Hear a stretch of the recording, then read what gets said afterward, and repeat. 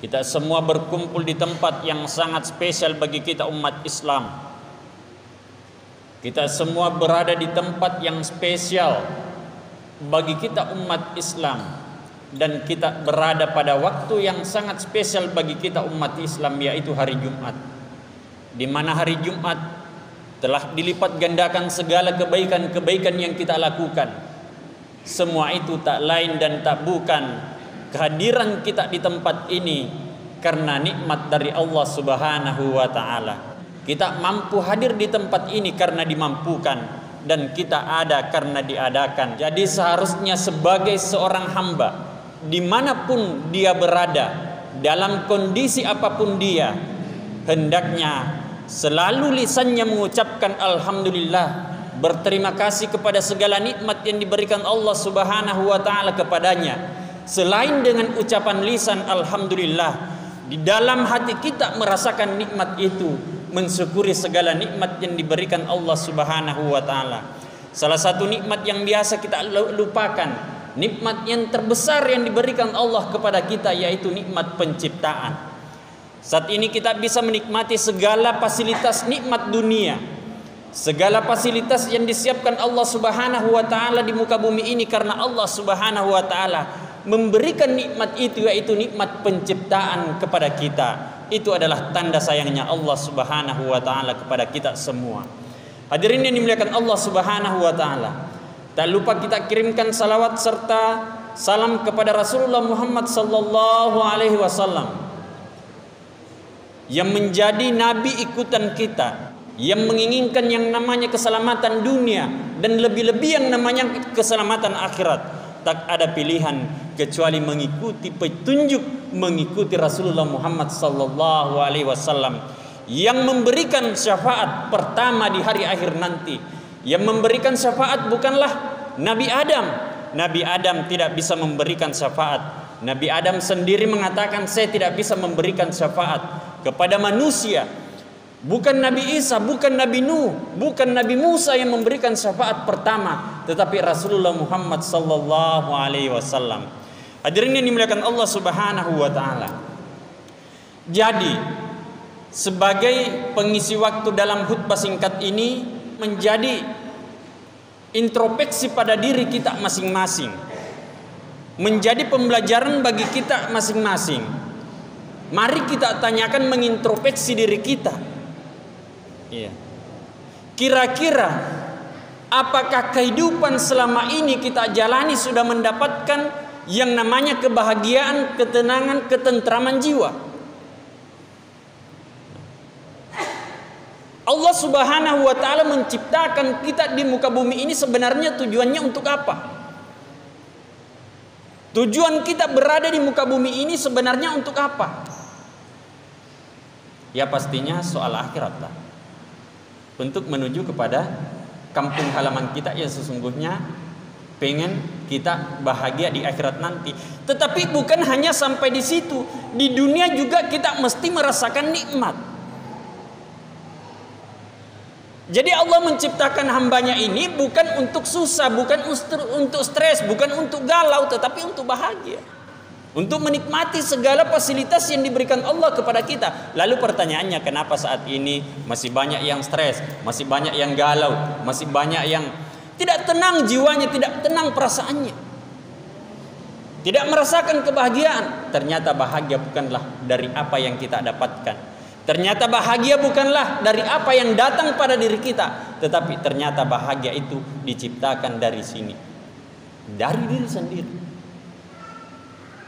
Ketika kebahagiaan diukur dari materi, maka orang-orang populer, maka orang-orang terkaya mungkin dia tidak merasakan stres.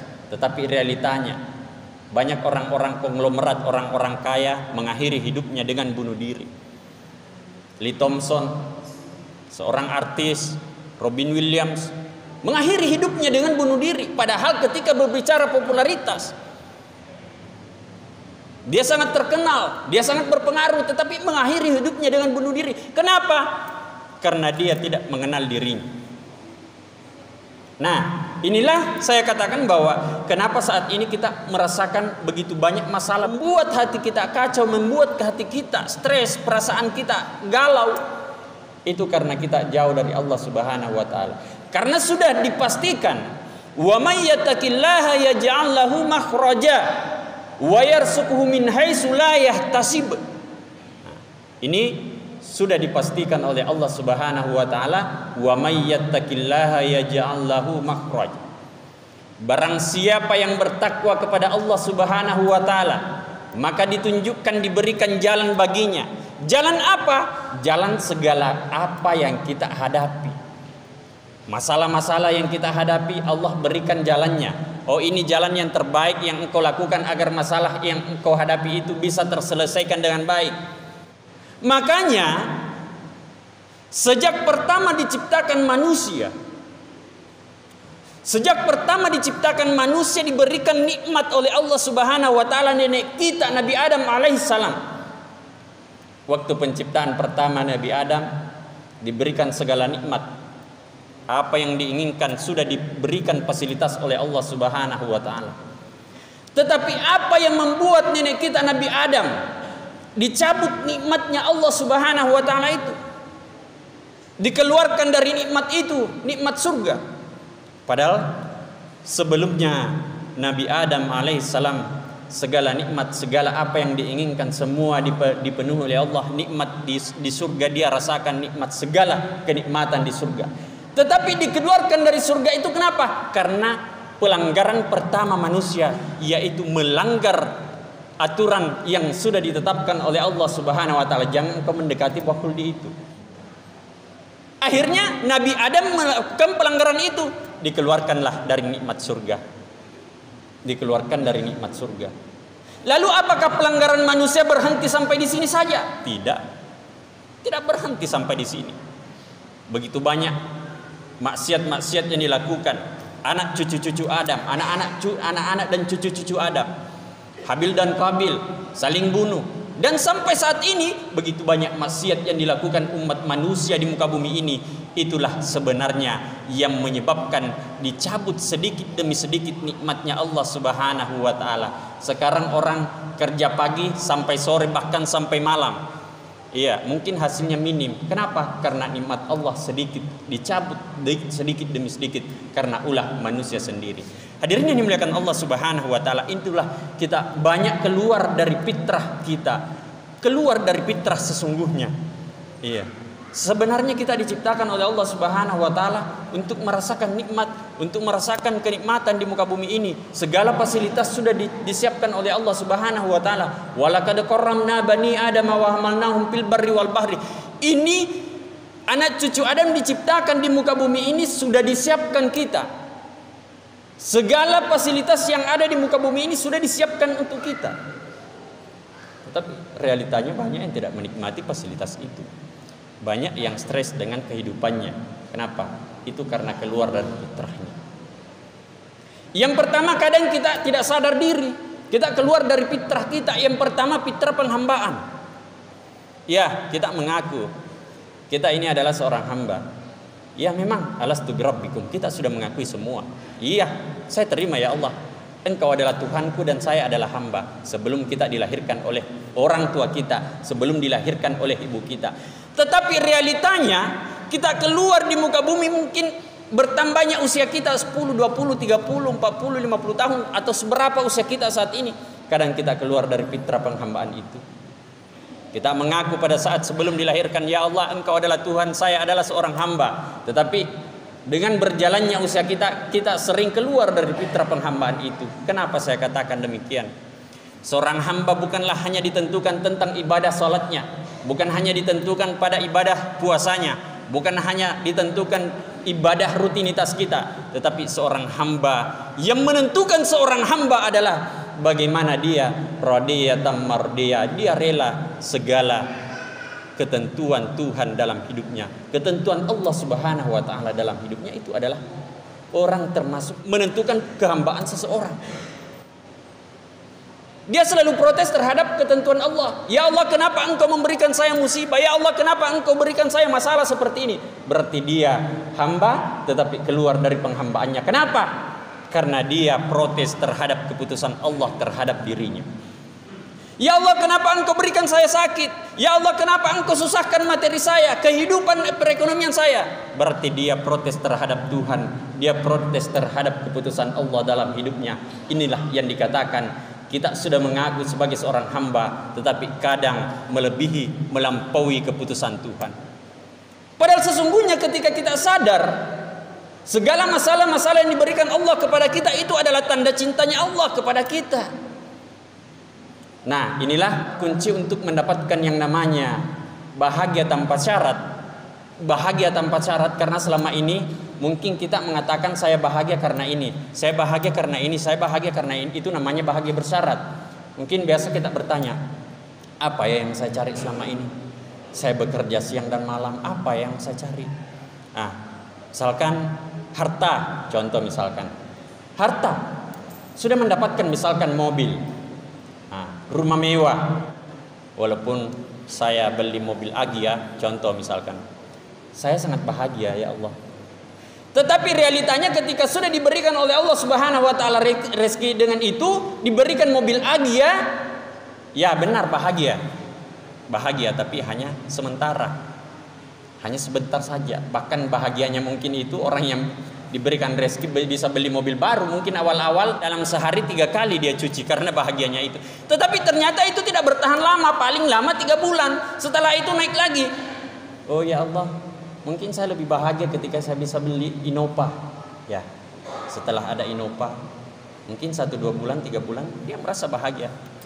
Bahkan tiap hari dicuci kendaraannya itu. Tetapi berjalannya waktu itu berubah lagi. Ternyata kebahagiaan itu bukan dari situ, bukan dari apa yang kita dapatkan, bukan dari apa yang datang pada diri kita, tetapi dari hati. Dari hati merasa lapang. Begitupun masalah-masalah yang datang pada diri kita, bukan masalahnya yang penting. Bukan masalahnya yang penting, tetapi bagaimana hati kita mengolah masalah itu, bagaimana kita menerima masalah itu, menjadikan satu hal yang positif pada diri kita. Contoh, satu gelas air dengan satu air di dalam kolam.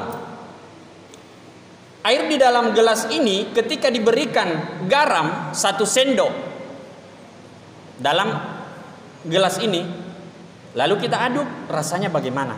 Pasti terasa asin. Iya. Tapi coba air di dalam kolam kita berikan garam 1 sendok, coba kita rasakan apakah garam 1 sendok ini terasa pada air di kolam tadi? Saya rasa tidak terasa. Tidak terasa asinnya. Kenapa? Padahal sama-sama garam 1 sendok dimasukkan ke dalam gelas, rasanya asin. Garam 1 sendok dimasukkan ke dalam kolam, itu tidak terasa apa-apa. Seperti itulah hidup kita ini. Garam ini ibarat masalah yang diberikan Allah Subhanahu wa taala. Ada yang terasa ketika diberikan masalah seperti ini, ada yang tidak terasa. Mana yang menentukan? Dari hatinya.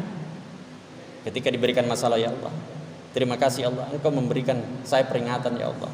Kadang kita biasa seperti itu.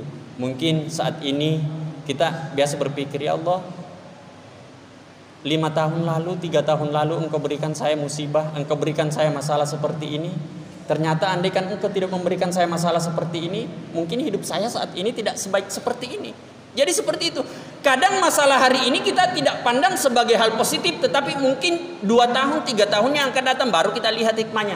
Ya Allah, terima kasih ya Allah. Mungkin bisnis saya dulu, andaikan tidak hancur bisnis saya dulu, mungkin saya banyak maksiat ya Allah. Ya Allah, mungkin andaikan cita-cita saya, keinginan saya yang dulu tercapai, mungkin saya tidak sebaik seperti ini ya Allah. Mungkin andaikan 5 tahun yang lalu saya tidak cerai dengan istri saya, tidak pisah dengan mantan pacar saya, mungkin saya tidak mendapatkan istri yang baik saat ini ya Allah seperti ini. Itu semua kita pandang sebagai hal yang baik. Hadirin yang dimuliakan Allah Subhanahu wa taala. Jadi sebagai kesimpulan bahwa kita ini diciptakan oleh Allah Subhanahu wa taala untuk menikmati segala fasilitas, untuk bahagia, bukan untuk susah, bukan untuk stres, bukan untuk galau. Galau, stres, bahagia itu adalah pilihan. bukan karena apa yang datang, tapi pilihan dari diri kita sendiri. Ini sudah dijanjikan Allah Subhanahu wa taala, seorang hamba yang meminta akan aku berikan apa yang dia mintanya itu. Ujibu da'watad da'i zadaan. Allah akan memberikan apa yang kita minta, apa yang kita butuhkan. Hadirin yang dimuliakan Allah Subhanahu wa taala, insyaallah mungkin hanya cukup sekian sebagai pengisi singkat khutbah ini. Barakallahu li wa lakum bil Qur'anil karim wa nafa'ani wa iyyakum bima fihi minal ayati wa zikril hakim wa taqabbala minna tilawatahu innahu huwas samiul alim.